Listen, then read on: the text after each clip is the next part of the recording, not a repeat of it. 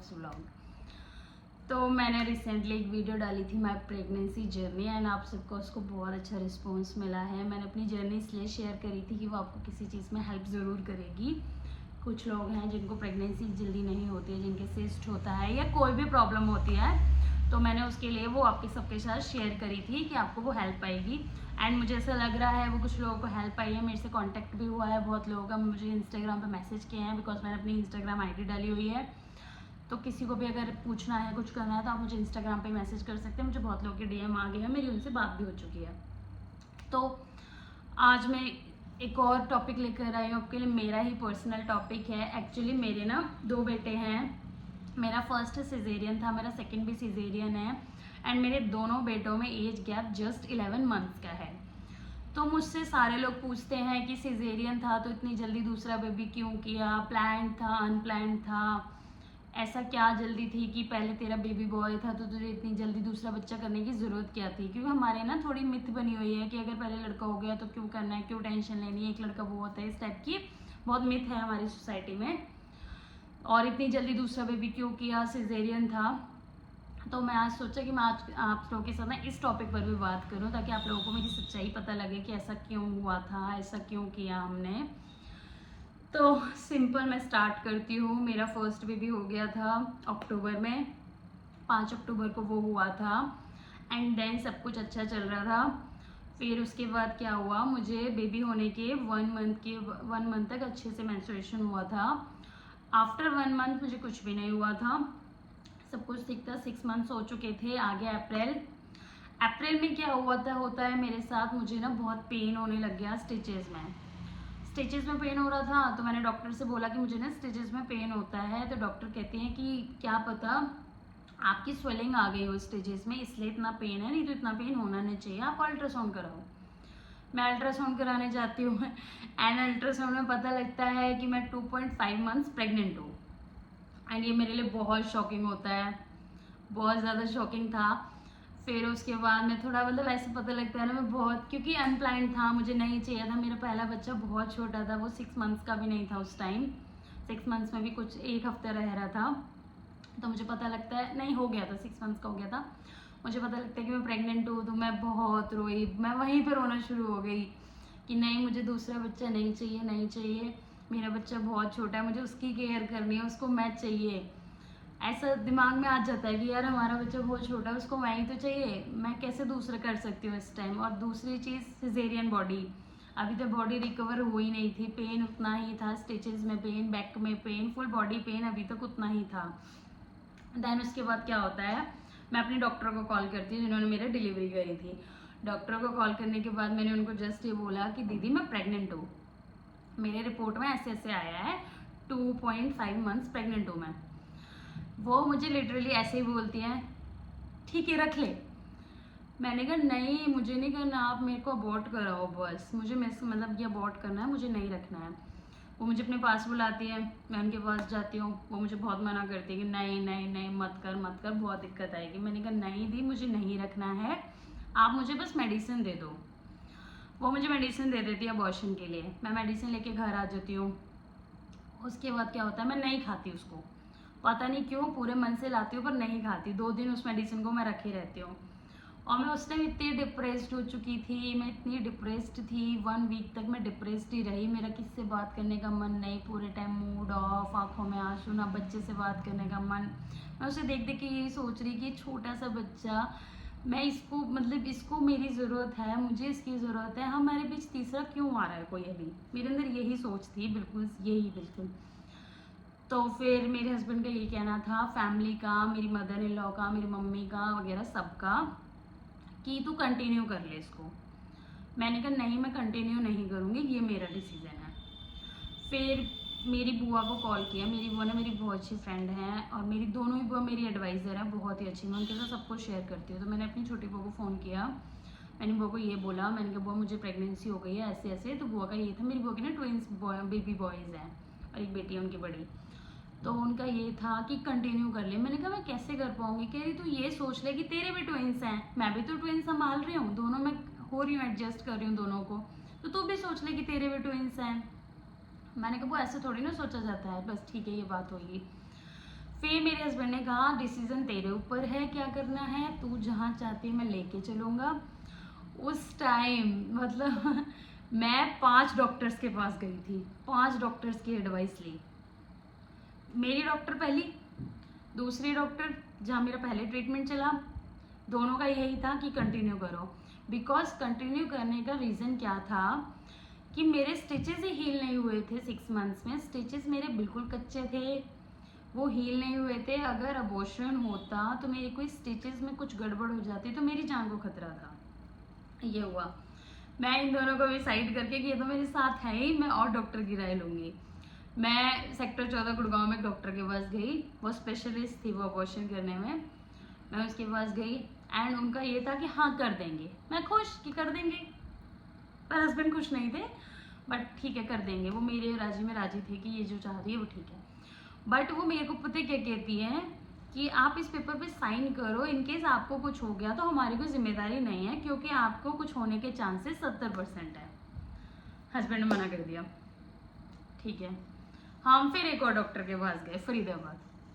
मैं गई, मम्मी यहाँ चली गई थी, मैं फरीदाबाद गई। मेरी वहाँ की फरीदाबाद की बहुत फेमस डॉक्टर है और वो मेरी बुआ की गायनी है। मेरी बुआ की सर्जरी उन्होंने की थी, तो हम वहाँ गए। अगर कोई और होता तो वो बोल देती कि हम अबॉर्ट कर देंगे, पर बुआ थी इसलिए वो मुझे बोली कि नहीं, बहुत तगड़ा रिस्क है। इन केस इन फ्यूचर आपको इनफर्टिलिटी भी रह सकती है। अगर आपको दूसरा बेबी इन फ्यूचर चाहिए तो वो नहीं होगा, मैं उसका चांस आपको नहीं दे सकती, उसकी एडवाइस आपको नहीं दूंगी कि आप अबॉर्ट कराओ। और इतना आपने 2.5 महीने जो सेंसिटिव वाला टाइम होता है वो आपको बिना पता निकल गया, तो थोड़ा सा टाइम और कर लो। मैं मतलब नहीं समझ आया क्या करूँ, मैं तब भी डिप्रेस्ड हूँ, मुझे समझ नहीं आ रहा, मुझे सिर्फ रोना आ रहा है कि ऐसा मेरे साथ क्यों हुआ। तो उसके बाद क्या होता है, फिर क्या होता है, हाँ वो भी मुझे कहती है कि नहीं बहुत रिस्क है, अगर मैं कर तो दूंगी आपके जिद कहने पर, आप मुझे साइन करके दो, क्योंकि आपकी जान को खतरा है। बाकी हम किसी को कुछ नहीं बता सकते कि बेबी तो रहना ही नहीं, अबॉर्ट करेंगे हम, पर आपकी जान को खतरा है, कहीं कुछ फंस गया या कुछ हो गया तो आपके साथ क्या होएगा उसका हम नहीं ले सकते रिस्पॉन्सिबिलिटी। फिर ऐसे हुआ, फिर 1 हफ्ते में जैसे तैसे मन बना लिया कि हाँ हम कंटिन्यू करेंगे। 1 हफ्ते बाद मैं अपने डॉक्टर के पास जाती हूँ। डॉक्टर के पास जस्ट मैं घुसी हूँ, वो मुझे पता है क्या बोलती हैं कि मानसी मेरी एक फ्रेंड है, वो अबॉर्ट के लिए तैयार होगी, अबॉर्शन करने के लिए, वो कर देगी, मैं तो नहीं करूँगी तुम्हारा अबॉर्शन। मैं उनको पता है क्या बोलती हूँ, मेरे मतलब मेरे से पहले मेरे हस्बैंड बोलते हैं नहीं हम कंटिन्यू कर रहे हैं, एंड वो इतनी खुश हो जाती है ना, क्या कंटिन्यू करके कॉन्ग्रेचुलेशन। मैंने कहा दी बताओ अब क्या करूँ, कह रही नहीं कंटिन्यू कर, थोड़े से टाइम की बात है। मैंने कहा हील स्टिचेस हील नहीं हुए हैं क्या होएगा, कह रही स्टिचेस हील नहीं हुए हैं तो देखेंगे, जब दिक्कत आएगी तो अबॉर्ट कर देंगे, होना ऑपरेशन ही है, ऑपरेट कर देंगे हम। तो फिर ऐसे होता है, उसके बाद हम कंटिन्यू करते हैं प्रेगनेंसी को धीरे धीरे धीरे धीरे। फिर 6 मंथ आते ही मुझे हो जाते हैं स्टिचेस में पेन स्टार्ट, मेरा उठना बैठना फिर से, क्योंकि मेरा बड़ा बेटा ना लो लाइन था, छोटा बेटा अपर था, एंटीरियर पोजीशन में थी उसकी, तो ऐसे मेरे साथ ये दिक्कत होती है और स्टेजेस में बहुत पेन होता रहता है। और मैं बिल्कुल ही बेड पे, डॉक्टर मुझे उस टाइम क्या कहती है कि जल्दी भी मतलब, क्योंकि ऐसा केसेस में ना ऐसा होता है, मेरी प्रीमेच्योर डिलीवरी थी फर्स्ट, तो अगर प्रीमेच्योर डिलीवरी होती है ना तो सेकंड भी ज़्यादातर केसेस में प्रीमेच्योर ही होती है, वो भी इतनी जल्दी बिना गैप के, बहुत कम गैप था। तो उसके बाद क्या होता है, प्रीमेच्योर हो जाए, ऐसा कि प्रीमेच्योर तो होएगा, हम ध्यान देते हैं वेट बढ़ाने पे कि हमें बस बेबी का वेट बढ़ाना है ताकि वो प्रीमेच्योर भी हो तो कम वेट में होए, मतलब वेट सही होए, उसका बड़े बेटे जैसा चांस ना होए।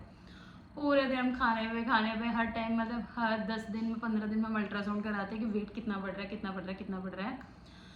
फिर 7 मंथ्स हो जाते हैं, 7 मंथ में मेरे बेबी का वेट होता है 2 kg, सही होता है 2 kg वेट, बिल्कुल ठीक था। फिर उसके बाद मुझसे नहीं बर्दाश्त होने वाला था, क्योंकि मेरे चलते फिरते मेरा जो स्टिचेस थे ना ऐसा था कि बिल्कुल बर्दाश्त नहीं कर पा रहे थे, बहुत पेन रह रहा था। फिर हम अल्ट्रासाउंड कराते हैं एंड अल्ट्रासाउंड में पता लगता है कि स्टिचेस बिल्कुल हल्के हो गए हैं, खुलने को हो रहे हैं। अब खुलने को हो रहे हैं तो क्या किया जाए, गई मैं अल्ट्रासाउंड कराया, डॉक्टर को रिपोर्ट दिखाई, उसने स्टिचेस देखते ही बोला कि एडमिट हो, अब हम चांस नहीं ले सकते। उस टाइम होता है 34 वीक्स 7.5 मंथ्स कि एडमिट हो फटाफट, 34 भी कंप्लीट नहीं थे, कम ही थे, कि एडमिट हो फटाफट। अब मैं उनको मैंने कहा नहीं दीदी मुझे अभी एडमिट नहीं होना, मैं कहा अभी नहीं, अभी तो मैं कुछ भी प्लानिंग नहीं कर रही, मेरा बच्चा घर पे है, मैं कैसे भी एडमिट हो जाऊंगी। कि नहीं एडमिट तो हो रहा है, आपका ब्लड भी कम है, मेरा हीमोग्लोबिन प्रेगनेंसी में बहुत कम रहा है, मेरे बड़े बेटे के टाइम पे 7 ही था और छोटे के टाइम पे 6 था, बहुत ही कम था। मुझे आयरन चढ़े, आयरन में मैं इतनी बड़ी बेवकूफ़, मुझे खुद ये चीज़ पता है कि आयरन देते हैं तो मिल्क नहीं लेते या कुछ भी, पर मेरे को आयरन चढ़ रहा है, मैंने मिल्क शेक पी लिया, क्रेविंग हो रही थी मिल्क शेक पीते ही मुझे इतनी ज़्यादा वॉमिटिंग एंड स्किन ना जलने लगी, और लाइक जो कहते हैं ना हाफ पैरालाइज टाइप, वो हुआ मेरे साथ। और मेरा ना मुंह ऐसे जीभ निकल के बाहर का बाहर ही रह गया, और मैं बोल नहीं पा रही थी, हाथ पैर नहीं चल रहे थे। फिर डॉक्टर नर्सेज उस टाइम वहीं थी, मैं हॉस्पिटल में ही थी, सब मेरे हाथ रगड़ते हैं, पैर रगड़ते हैं, ठंडा ठंडा लगा रहे हैं ताकि, फिर डॉक्टर ने मतलब वो कहते हैं ना भगवान साथ होता है तो सब ठीक होता है, तो डॉक्टर उस टाइम वहीं थी और उन्होंने फटाफट एक कोई इंजेक्शन था जिससे वो उसका असर ख़त्म हो, उन्होंने वो इंजेक्शन मुझे फटाफट लगा दिया ताकि उसका असर कम हो जाए, कि मुझे इन्फेक्शन हो गया उस टाइम।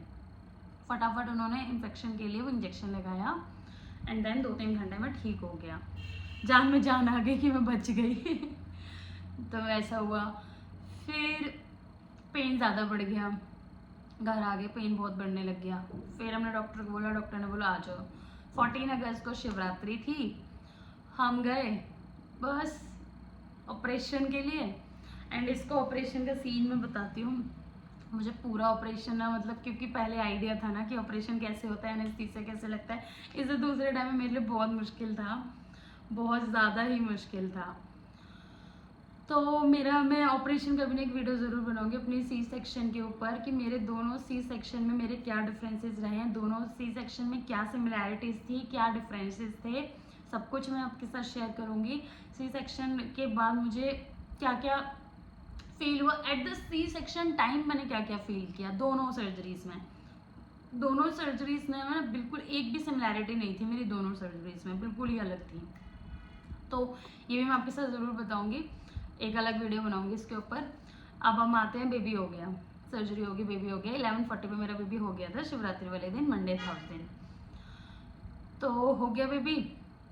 उसके बाद सेम प्रॉब्लम, बेबी को ब्रीथिंग प्रॉब्लम, बड़े वाले को इन्फेक्शन था फुल में, इसको ब्रीथिंग प्रॉब्लम। मेरे बड़े वाले को डायबिटीज़ भी आया था, 200-300 डायबिटीज़ था, बहुत ज़्यादा हाई होता है बट उसको था।